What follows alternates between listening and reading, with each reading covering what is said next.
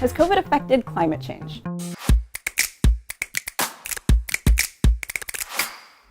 This is a question we actually get a lot because one of the first things that people noticed in terms of the environment during COVID was that the air seemed to be a little bit cleaner. And when scientists started looking at the data, we did see a decrease in air quality pollutants like nitrogen dioxide. In some cases, those decreases were as large as 30%, so pretty significant. But when we started looking more at greenhouse gases like carbon dioxide, the gases that stay in the atmosphere a really long time and cause climate change, we saw that the decreases were much more subtle, more on the order of 5 to 10%.